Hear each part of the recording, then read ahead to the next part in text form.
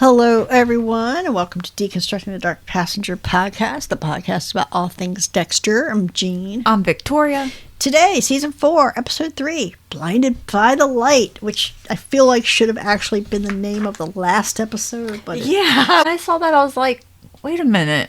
Did I get the episodes mixed up? Because this one should have been the other one. I mean, I feel like they had two good names for the last episode, because Remains to be Seen is clever too. Yeah. So they were like, well, which one do you want to use? Well, let's use them both. I want to do this one, and then we'll do that one. Like, okay. All right. We're having a backyard barbecue. These steaks are huge. And Dexter looks so uncomfortable. And what an amazing sequence of events here. They're cooking these ridiculous steaks. Aster has a little crush. There's this little drummer kid in a beanie. Well, he's a teenager. Older. He's going to college, right? Yeah, I think he's like 17 or 18, yeah. Yeah. And Rita comes out. She's like, Dexter was like a word. So she apparently called the doctor. Yeah. Found out that he was full of shit and never should have been discharged and certainly should not be driving around. So she's going to be driving him for the next 8 days now. Yes. Dexter is counting that shit down too. And you'll find out why. Yeah. And this is where she's like, you have not been the most present husband and father. I was like, no. Present? Who's waking up with the baby at night? No. I was absolutely not. I am sorry, but no. Oh, this is uncalled for. This is uncalled for. Rita, I am probably one of your biggest fans, but this season you are irritating the shit out of me, and that was a no-no. Yeah, this was uncalled for. Honestly, his thought process here is, okay, if I give it now, it will make my life easier later. She's like, okay, fine. Hey, Rita, thanks. Oh, yeah. Makes sense, right? Yeah. Like, if I don't fight her, maybe she'll leave me alone. Yes. Choose your battles. I'm gonna need the cool points later, so I'll do it now. He's got to learn because, with teenagers, you really have to choose your battles. Mm-hmm. The neighborhood is a vandal. They've gotten into Kate, whoever Kate is. They've gotten to her bird bath. Yep, they wrecked the bird bath. They took out a mailbox. Yes. I think they broke a window. And it's funny because this one guy's like, Dexter, this all started happening when you showed up. And the look on Dexter's face. I do a lot of shit, but I do not vandalize. And the guy's like, I'm busting your chops, Dexter's like, oh, my chops are busted. When he says shit like that, when he's uncomfortable, so he just repeats. It is so hilarious. Who actually is going to say, my chops are busted? Like, what the fuck? And this... Okay, so somebody throws Cody into the pool. Is it Cody or some other random kid? It's the next door neighbor guy. Okay. He's like, Cody, look at this, and he pushes Cody from behind into the pool. Okay, so we had talked about this last season because there was a scene at Miguel's where Aster got into a fight with this other kid over this little playhouse. I always think of this scene when I watch that scene. Yes. And it is this scene because Dexter's like, okay, I gotta fit in. So he's like, hey, Aster, look, and he pushes her in. This does not work on like a 12-year-old girl the way it works on an 8-year-old boy. I'm mortified. She gets out of the pool. She's like, I am mortified. And Rita's like, Dexter, really? Oh my God. Dexter, honestly, even having been a 12-year-old girl, I understood Dexter because he was like, she had a bathing suit on. What's the big deal? Exactly. Oh, but yeah. So, she runs off, slamming, pouting, being her teenage self. Yes, an amazing opening scene. Yeah. Really good. Trinity is a psychological killer. As terrible as the stuff is that he does physically, his use of fear, it's mind-boggling. He has gotten Tarla. He's in her car with her. He's in the back seat telling her where to go. And he takes her up to this warehouse. He takes her up to the top floor, and he tells her, "You're gonna jump." Yep. She's like, "No, I'm not." No, I'm not. I mean, obviously she's crying because he's like, "I'm gonna go kill your whole family." Yeah, because she's like, "No, I'm not gonna jump." Because she kind of snaps out of when he tells her to jump. She's like, "Oh, wait, no, what the fuck, no!" And he tells her, "I'm gonna kill your daughter, your son. I'm going to put a bullet in your husband's head, and I'm going to bring your children here one by one and throw them off until you decide you're going to jump. Which is crazy, but... He does his, it's already over. Yeah. And then there's this open window and this railing, and she's on the other side of it. And he's on the inside, so she's on the outside. And she could stand there all night, probably. Yeah. And she's like, push me. The way he steps back. Yeah, he's like, that's not how this works. Yeah. And I'd be like, well, how does it work? Because I'm staying here all night, and there's no way... You won't push me, so... I was done with my husband anyway, and there is no way you're going to get that far with the kids. So go for it, motherfucker. Yeah. I'm not... Yeah. I guess she loves her spouse and stuff, so she goes ahead and... Jumps is not the right word. She falls backwards, and you just see her hands slowly letting go of the railing. She screams, and okay. Skin crawling again. He's like, Mommy? Yeah. He's looking at her body, and you see him put something on his finger and mark the pavement with it. And we'll find out later what that is. Yes, we will. For right now, we're like, What's that? Dexter, next morning, he's coming out getting his morning paper. Somebody has drawn this weird Pac-Man face on his gate. I thought it was pretty cool. So whoever did it left a paint can. So Dexter's like, okay, cool, man. I'm going to get the prints off this thing. You know? Yep. Harry's being very paranoid. He's like, they're picking on you. They've singled you out. And he's like, they're doing it to everybody. What are you talking about? Yeah. Settle down, Harry. Settle down, inner self. So, okay. Deb and Anton. I almost hate this Deb and Anton stuff. Just because, and it's one of those things where it's like, oh, they just put this here for one reason. So Deb and Anton.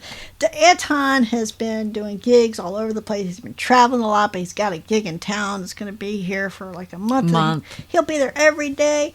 After he had the rudest conversation with Deb about the coffee. This should have been the red flag. I liked Anton. But, because she was like... Why do you never make the coffee in the morning? He's like, because I don't want it enough and I know you're going to make it. No. Nope. Yep, just stop making coffee. Just stop making I'm just going to pick it up on the way into work now. And eventually, we're going to find out how much you don't want your coffee. Yeah. And then, we flip to Rita. Oh, Lord. Driving Dexter to work. I don't know what this thing is she is holding. This little stuffed animal. And she is singing... Karma Chameleon. And... she just keeps going. And going. I'd be like, okay. And going. I'd be like, look, you drive me to work or whatever, but we're not listening to the fucking culture club. And also, and he asked for coffee, and she's like, you've had enough? You had a cup at home? No. Yes. This is not how any of this works. Yeah, so no coffee. He's got to listen to her sing and do the little stuffed animal in his face and at Harrison in the back seat. Be like, and he is just my like... child's ears. And he's like, 10 days. He's like, actually, went through the weekend, so I think he's on day 7 or something. Yeah, he's got like he's 2.5 days in or something. Yeah. Yeah. I never sung Culture Club to my child. Well, why would you? Johnny Rose. We're at the station. Johnny Rose is everybody's priority. Everybody's getting sidetracked by the vacation. We've still got this bathtub murder, which is... Well, because the mayor is all up in arms because the vacation murderers is taking money out of their pocket. Yeah, but dead people are dead people. Like, well, they think the bathtub murderers just... Well, they're going to find out, aren't they? Yeah. Joey gets Dexter... I got to admit... Okay. All right, I guess I'm a serial killer because when Joey says to Dexter, hey, are you a Dolphins fan? And Dexter's like, no, I'm more of a Manatees guy. I mean, I didn't see... It did not click with me at first that there was anything wrong with what Dexter had said. Yeah. Until Joey's like, oh, I got tickets in the club level for, the game or whatever. And he's like, oh, okay. Yeah. I'm like, Joey, all that money you took out of that safe you just spent on these tickets. Yeah. And then some, probably. But Dexter gives, he's like, I don't care. I like manatees, right? So he gives the tickets to Vince and was just like, all right. Yeah. Because Vince is like, who do you have to fuck to get those tickets? Dexter's like, no fucking. No fucking. Here you go. Please do not. Don't get near me. They get called to Tarla's scene. Dexter spots out right away because it's a person that has jumped. It's Tarla. And Dexter sniffs out right away. Oh, this would be if Lundy... This was what Lundy predicted would be the next step for the Trinity killer. Yeah. So everybody else thinks it's a suicide. So he tells Deb this, and Deb's like, I'm going. And Joey's like, what? Yep. It's a suicide. Why are we going? She even tells Quinn, you don't have to go with me. Yeah. But he does. He goes with her. Dexter rides along. He's showing off his car stereo. He's like, you can feel the bass in your spine. I'm like, is this appropriate? You're going to a murder scene. And the bass is banging on your spine. No, Just no, not stop cool. it, Joey. Stop it. Well, I mean, the kind of car he's driving. I feel like they did do some retconning here because he does have family money last season, and now all of a sudden he doesn't have enough money. I'm like, Yeah. well, then, I don't know, cut some corners or something. I feel like Do you need cable? You're never home. it's not even that. I mean, you did not need to get the $75,000 caddy. I mean, did you? Anyway, at the scene, oh my God, at Tarla's scene, they're calling Lundy shows up to call him Special Agent Grandpa. Quinn is really rude with Lundy. Yeah, Quinn is really rude with Lundy. So question here, everybody's like, well, if this is a suicide, why did she drive all the way from Fort Lauderdale to kill herself? Exactly. Doesn't make a lot of sense. No. But it matches up, right? Yes. So Lundy's going through it. Well, she's married, 2 kids, similar death at this exact spot 30 years before. Yep. Okay, Dexter has to rely on everybody else for rides. He has to get a ride home with Vince, who I did not see this coming. I never pictured Vince as yeah. Giant jack lifted truck, and this is not Willie Nelson. I don't know who this is. It's not Willie Nelson, but it's Waylon Jennings. maybe blasted as loud as Joey had his bass cannon going. It's amazing. Yeah, I never saw Vince Masuka as the monster truck guy. I honestly would have thought him more of like the caddy with the bass cannon. Yeah, but this truck, It is huge. it was crazy. I swear to God, I was trying to figure out who this was singing this song, and there was just something about termites and mosquitoes. I'm like, what are they talking? What are they singing about in this song? So Dexter he's going up to the house, and old neighbor Elliot, has installed these terribly bright security lights. Dexter's like, yeah, nah, we're not doing this. And he's made sure that some of them shine on Dexter's property just to Awesome. help out because he's a great neighbor. Thanks, buddy. Also, he's coming home from a long day, and there's a fucking community watch meeting going on in his house. Rita, did He knew nothing about it. Rita just offered the house. Yeah. We could do it at my house. Absent partner, my ass. Get the fuck out of here. Yeah, they're all this weird stuff about. There's whistles and flashlights and Watch report, sign up, and do your walk. this Jesse guy, which is this guy that asked her a sweet on that he suspects of being the vandal. He snatches a soda can from Jesse, so he's going to match that up with the fingerprints on the spray can. Yeah. And he really goes out of his way to embarrass Astor. He's like, oh, one little lady's up past her bedtime. He's like, Dexter. And of course, she is yet mortified again and stomps off. Yeah. Okay. Again, this is too real. So he just literally woke up that morning to find his house vandalized. Already has a notice from the HOA about painting it. I mean, come on. Look, yeah. I mean, we've gotten some stupid HOA notices too, but I can see this happening. I mean, give me 48 hours. I mean, when our HOA gave us the notice about the trash cans, they didn't even put a time limit on it. Yeah. And I mean, our trash cans were just in front of our garage, people. That was it. But it could be seen from the road. Which is silly because you can see our neighbor's trash can from everywhere. You can see 3 or 4 neighbors. If you want to Yeah. get technical, they ain't doing it either. Anyway. Sorry. So Harry's lecturing Dexter about Astor's growing up and okay, yeah. What would you know about that, Harry? Yeah, I know, right? I mean, Deb grew up right under your nose, and she did some things. She did do some things, yes. I mean, she ran away to a private beach. Well, yeah, that didn't end well, did it? No. So anyway, next morning, he's got to go to work with Rita again. This time it's going to be the best of Bananarama. And he's like, it's going to be a cruel summer. Again. The man that literally pretended that he had never heard Can't Touch This. It's like, oh, Bananarama. Yeah, you sir. Long, cruel summer. But he had never heard Can't Touch This, but he knows this deep cut for Bananarama anyway. I don't know. I mean, I guess it's not really a deep cut, but... maybe rap wasn't his thing. Okay, it was like only the biggest song in the fucking country. You could literally not breathe without hearing that song for like 6 months. Stop. I don't know. Hammer time. Oh. It touch this. Okay, anyway, let's move it on.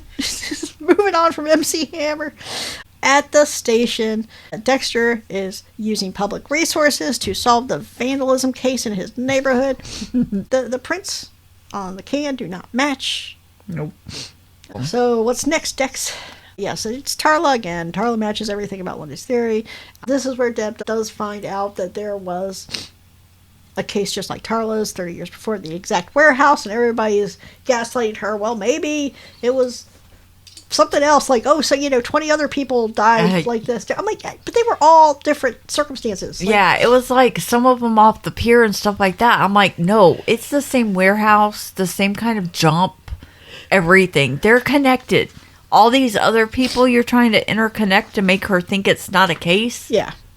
They don't work, but that one does. I feel bad for Dexter because Dexter wants a minute to stop and think and collect his thoughts. I'm going to go eat lunch. Next thing you know, here comes Deb and Anton. And then here comes Lundy. Fucking Lundy. I mean, Dexter cannot get a moment to himself. He can't. I feel bad for him. I do wonder how different the season would have been if somebody had let Dexter have like a 15-minute nap every day. Just quiet time, dark room, leave me alone for 15 minutes. Yeah. Everybody shut the fuck up. That would have been amazing. That would have been amazing. Poor guy. Lundy and Anton have a very awkward meeting here. Very. So Johnny Rose, so very weird. Johnny Rose, he has this girlfriend, Nikki Walt. Okay. Something happens in this scene that aggravates me about any shows that features police officers. So Maria and Angel, they've got an address for this Nikki Waltz person. They're going to go talk to her. Say, hey, you seen Johnny Rose? Apparently that was his high school girlfriend or whatever. So they go knock on her door. Nobody's there. So they're like, okay, well, I guess we're going to keep tabs on this. And as they're going down the stairs, getting ready to go down the stairs, they see this couple matching the description of Johnny and Nikki. Okay, so what do you do then? Keep your mouth shut, go down the stairs, sneak up behind them, and put handcuffs on them and take them in for questioning. Okay, at the very least, get a little closer before you're like, hey, Miami Metro, are you the people we're looking for? I mean, how? Like, why do cops do that? Do I have to go... Well, I couldn't become a cop, but am I supposed to go, like, do reports on cops or something? Because I am very, very irritated that all cops do that. I know. Why? I don't think in real life cops do that. They just do it in shows. But I'm like, this is so... Why are you doing that? Get down the stairs. It's just like in Bones. They're always announcing they're FBI, and then they have to chase the guys. Yeah. Yes. Yes. They're 100 feet away. They're like, FBI. I'm like, I'm like, you know what? Get closer so you don't have to run so much. You complain about running. Just wait until you're there. You have the drop on the person. They are not expecting you. So if you wait till you're about 10 feet away and call their name, by the time they register and start running, you can tackle them. Yeah. And so now we got to run downstairs. Anyway, back to Angel and Maria.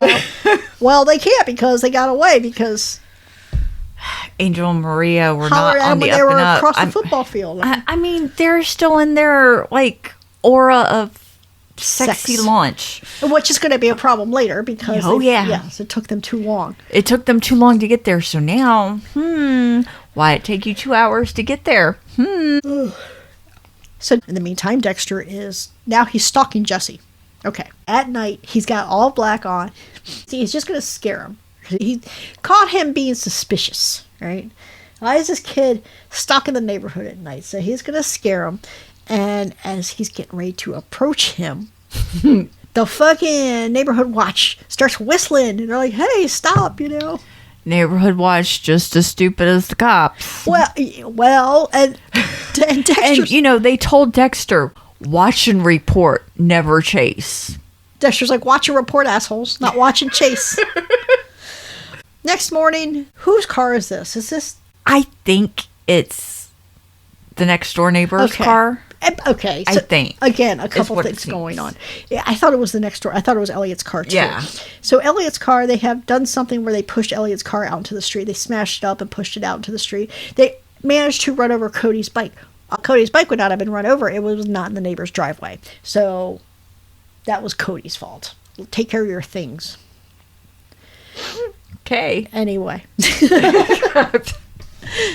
Did not know we were going to get mad at Cody, too. Poor kid. Anyway, so we're at Tarla's warehouse. They're recreating the scene. Dexter. All right. A lot of things happen. I like Vince. Can we talk about these dummies? We will talk about the dummies. Okay. Hold on.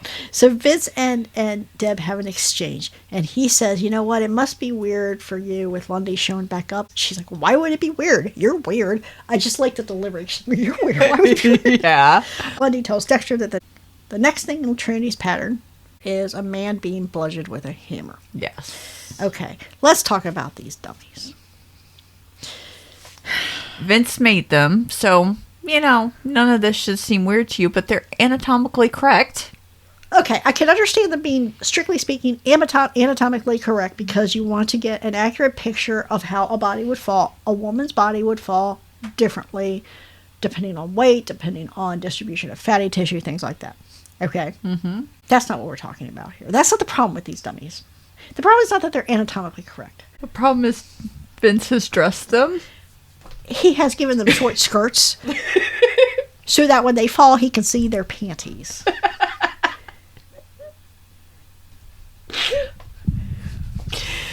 Okay, a woman is dead. You are recreating her murder. These are dolls. They're not even like real. What the fuck is wrong with you? He's got to be on a list somewhere. He's got to be. And I was just as disgusted as Deb was. But, I mean, when you look back, it's so Vince. I feel like, okay, I like Vince. I think he's funny. I think sometimes, though, they're trying a little too hard with Vince. I think Vince is a delightful, lecherous little man, okay? And I think probably sometimes it's pretty funny. But something like this, I'm like, we're going from kind of a horny, randy little fellow into like, this guy, yes, he is definitely on a list somewhere. And you need to keep anything with a vagina away from him. Well, I mean, he's never made any comments about children or teenagers. I think he keeps it in his own age range. I mean, probably, but still. I mean, I don't think he's I don't think he's taking any secret trips to an island or anything. But this is a little bit beyond, like, he's just kind of horny and makes inappropriate remarks. This is weird. Yeah. Okay? Like, this is like, ew, this is creepy, weird. It's not cute, it's weird. I mean, it's funny, but I don't know. I just don't. They went too far with this particular Vince joke, even though it was a funny joke out of context. Yeah. Anyway, so Lundy believes that Trinity is a lone wolf. Yes. You cannot perform at the level that he has performed at for so long, at least 30 years now, at least, minimum. Yes. That they know of, having any kind of connections with other human beings. You can't do it. Lundy analogizes himself to it. It's interesting that he's seen like the serial killer and the serial killer hunter basically being two sides of the same coin. It's just they're always chasing people just for different reasons. And of course Dexter has to be like, I don't know what you're talking about, but he totally does. And speaking of the Trinity killer, so this is where we find out that little thing when he had that little jar and he took something out with his gloved hand and he wiped it on the ground next to Tarla. We find out here, we see him pouring it back into an urn. So it's somebody's ashes. Yes. Don't know whose. And he pours a glass of whiskey and he pours a glass of water and he drinks the water and he puts the whiskey on this little table next to this other chair and he toasts it and he's like, you're next. Yeah. What's that mean? There's nobody in the chair. What are you doing here? That's what I was like, wait, who's next? Who's next? Did they forget to put somebody in the chair for this scene? Well, we'll find out. Okay. Christine has showed up again. Joey is actually controlling himself with not giving her any information for now. We'll see how that goes. We are back at the station after this inappropriate recreation of Tarla's death. Deb does not believe she jumped. At least not on purpose. You know? Yeah. She definitely is buying Lundy's theory correctly. And this is also where we find out that Angel and Maria have got to get their poop in a group about their timing on walking up on Johnny Rose because of they took a side quest to fuck, you know. Yeah. Yeah, we're having, this is a back and forth, the back and forth. Dexter and Joey have a back and forth. Dexter's trying to have a conversation with her. She calls him way too much at work. Yes. Way too much. Like, this is like a mentally intense job, and like, it would infuriate me to keep having my train of thought interrupted for dumb shit. Like, you're home with the kids. Please take care of that until I get home. Yeah. Please, it can wait. Please stop. But while he's doing that, so Quinn wants to make things good, and this is where Dexter's like, Quinn, I do not care if you're a dirty cop. Yes. And Quinn's like, oh, you don't understand. I'm not a dirty cop. Oh, yeah, yes, you are. I mean, obviously, you could do a lot worse than what he did, but that's definitely taking money off a crime scene is pretty much in the book of like, yes, that's the thing you're not supposed to do. Yeah. He's like, I don't care what you do. Just leave my sister out of it. I mean, because it's like, you're not like just taking, yeah. And it's a stack of hundreds. It's a thick stack. I mean, that's evidence, right? Yeah, it had to have been like $10,000 at least. But then he tells Dexter, oh, I know, you don't understand because you're not one of us. You're not a cop, you know. And like I said, Dexter knows he has only a lanyard and not a badge. He knows this. This is stupid. Yeah. Deb and Dexter are both, they're kind of commiserating with each other because Dexter is like, it's just people all the time. I go home, and it's just people everywhere all the time. And Deb understands because she's like, yeah, every time I go home, fucking Anton, he's there now because he's got this gig at the hotel. I'm like, yeah, man. Oh, yeah. Yeah. And then she's like, look at us, complaining because people care about us. So she's still trying to put together this Tarla puzzle. And he's like, well, she could have jumped, but not voluntarily. Yeah. Right? So now she's got it in her head.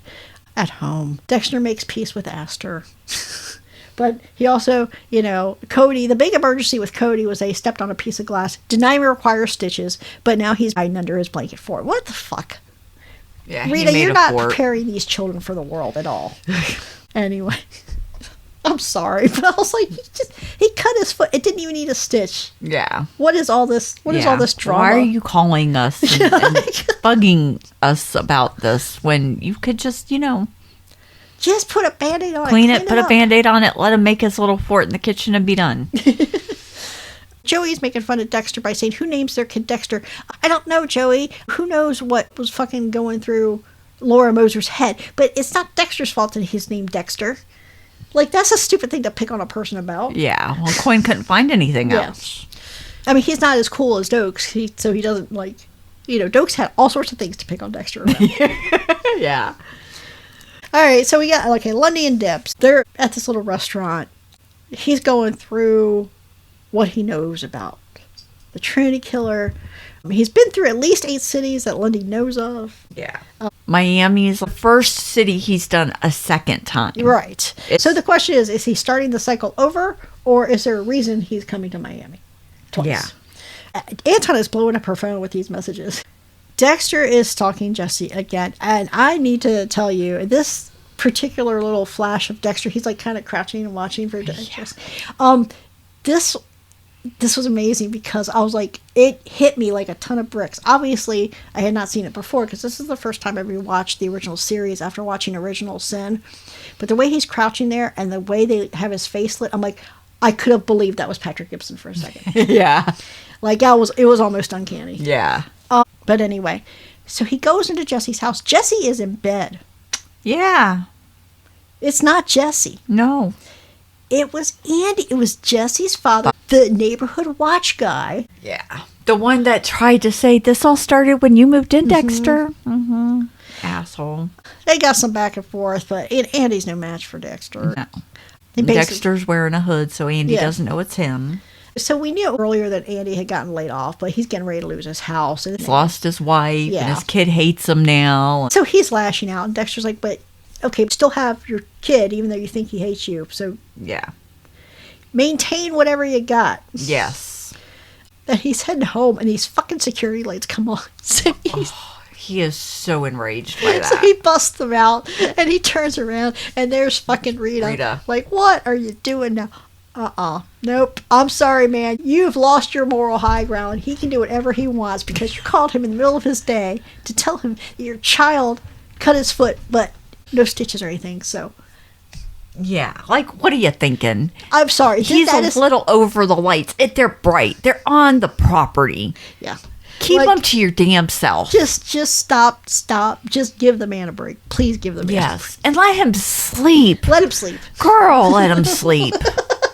You're killing me. Oh, Rita, love you, girl, but yeah, you were out of pocket on this stuff. I'm sorry. You gotta let your man sleep. Oh, boy. Good episode again. Yeah, Joey. Joey's just an ass, can't keep it in his pants. And I love the little bit of information we get here and there about the Trinity and trying to put it all together to work it up. Like, I love the way they're doing this. Yeah, I do too.